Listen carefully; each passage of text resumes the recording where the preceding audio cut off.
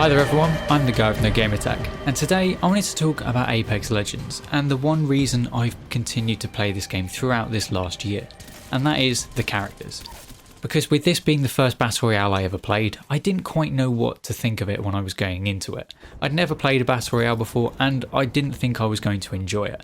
I'd watched gameplay of PUBG and it looked interesting, I did not like the look of Fortnite, and generally the formula just wasn't something I was particularly sold on. But then when Apex came out, I thought I'd give it a try. It's in a universe I'm interested in, and a lot of people were saying good things about it. And as it turned out, I did quite enjoy it. I did like the format, and I especially like the gameplay of Apex. But over time, I found it wearing away at me. Not because the game is inherently bad, it's just the Battle Royale formula itself. The randomness takes a lot of control away from the player, which can lead to a lot of frustration when you drop and there's no loot available for you, or when perhaps your teammates bugger off without telling you and you are left alone trying to fight off a squad with a pistol. It gets rather frustrating and it leaves you feeling powerless and hopeless, which is something that's really not a fun gaming experience. And it would lead me to not play the game for maybe 2, 3, maybe even 4 weeks at a time, because I just didn't want to go through that process of trying my best, playing as well as I was, and then not being rewarded for it just out of sheer randomness. It does feel very annoying. And whilst the game does have some systems in place to try and limit that, you've got the knockdown shields, and then you've also got the ability to revive teammates.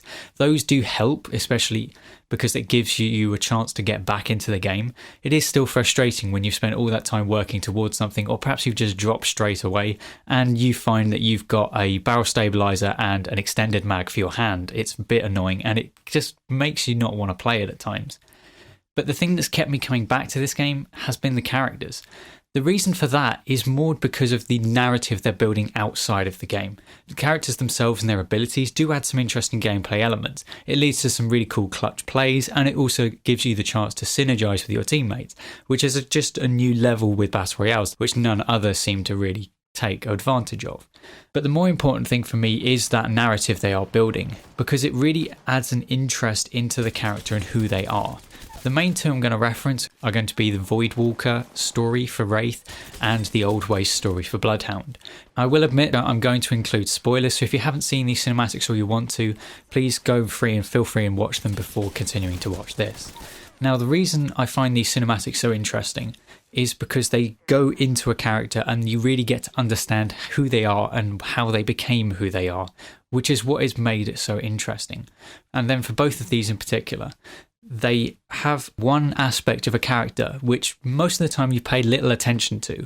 It's just a small detail in game that you've never quite thought about, and then they open it up and make it incredibly interesting. For Wraith, it was all about the voices that you hear in game. When you're playing as this character, you'll get warnings when someone's looking at you. Maybe there's a trap, maybe there's a grenade. You'll get a voice that warns you. And in the original game lore, no one knew where these voices came from. That was all we knew about it. She gets these voices, doesn't know where they're coming from, but they help her out nonetheless. And then in this cinematic, it explores where those voices come from. And as it turns out, the Wraith we know is from a different universe, and there are near infinite universes where there are different versions of Wraith going through these portals and seeing what the others are doing and warning them. And that's where these voices come from. And it was a really interesting aspect of their character, because it completely stuck to their original lore. She still doesn't know where these voices come from. All that you know, it's a different version of her from another universe communicating and helping her, which is just really cool. And then also in the Bloodhound cinematic, firstly you get to understanding the relationship between Bloodthunder and Arthur, and also the culture which Bloodhound comes from, as well as then at the end you get to see where the link with the Raven comes in, and also Bloodhound's appearance. That Bloodhound is wearing the trophy that Arthur collected when he was accepted into their culture. And it was just a really clever way of knitting together their character, and it fills in some of the mystery of Bloodhound, but still creates a lot of intrigue about their character. I found that not only were these cinematics really well directed, but they just really grew these characters, and it made it so much more interesting.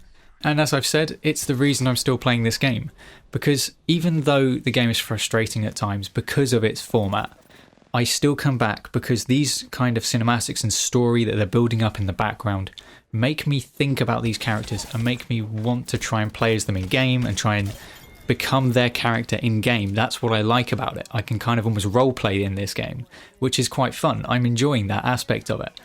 And so amongst other gameplay features that I enjoy, this is what has kept me returning because it keeps engaging my imagination and making me want to keep playing this game. And it's also allowed me to just enjoy the design of their characters in game as well, because especially with their abilities, it does always give you that extra tool if you need to. It allows you to make a clutch play. And for me particular, I had to say Bangalore is probably the clutch queen, because it seems like every other season I seem to be getting a really cool play as Bangalore where I'm against multiple other squads. And so even though I don't necessarily play as her character much, I do often really enjoy it because of those really cool clutch moments.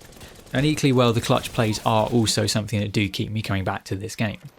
But the main thing, as I've said, is just the characters and the building up of their story and the backstory and the world of the Apex games. I find it interesting, it's really engaging, and also it allows me to imagine what the next ones are going to be. What could they do with Mirage's character? What could they do with Lifeline's character? Perhaps if they do a Gibraltar one.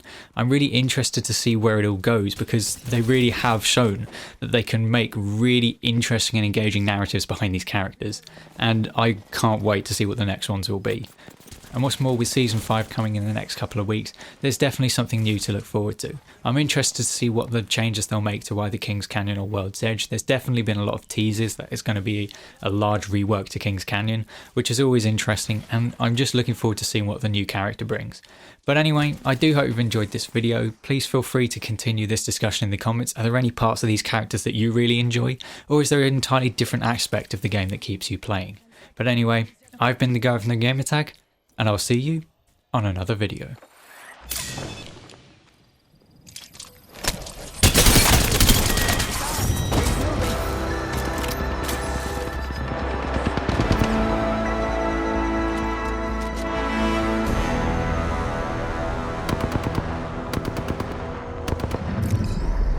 You are the Apex Champions.